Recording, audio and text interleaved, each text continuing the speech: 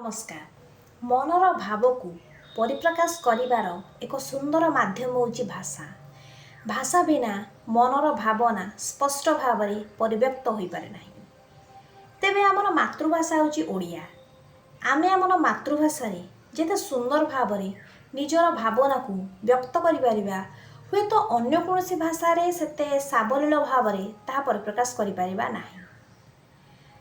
आमे आमर मातृभाषा प्रति अनुकंपा प्रदर्शन करने सह ता प्रति यथेष्ट यत्नवान होगा आवश्यक। मातृभाषा जदि अवहेलित हुए तेबे यह आम लगी घोर दुर्दिन नहीं आसिबो। अन्य भाषा शिखिबा एवं जानिबारे कौनसी आपत्ति नहीं। निहाती भाव में अन्य भाषा जानिबा आवश्यक। आमर बौद्धिक क्षमता निमंते आमर मानसिक दक्षता निमंते अन्य भाषा शिखिबा आवश्यक, किंतु यार अर्थ यह नुहे जे आमे आमर मातृभाषा प्रति अवहेला प्रदर्शन करिबा।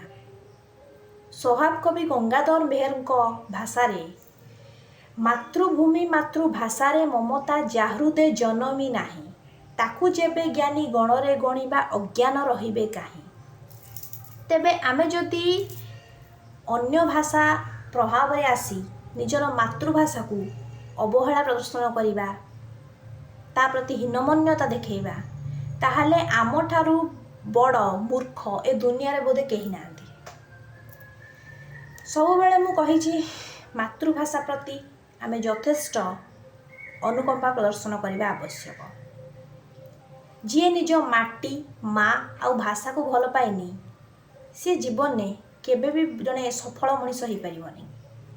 तेणु समस्त को मोर यही अनुरोध, निजर भाषा को भल पातु, निजर माँ को भल पातु, निजर माटी को भल पातु। आमे आमर मातृभाषा प्रति जेते भल पाइबा देबा, आमे आमर मातृभाषार उन्नति दिगरे जेते चिंता करिबा, तार प्रचार प्रसार दिगरे जेते चेष्टित हेबा, आम लगी गोटे सुंदर उज्जवल भविष्यत सृष्टि हब।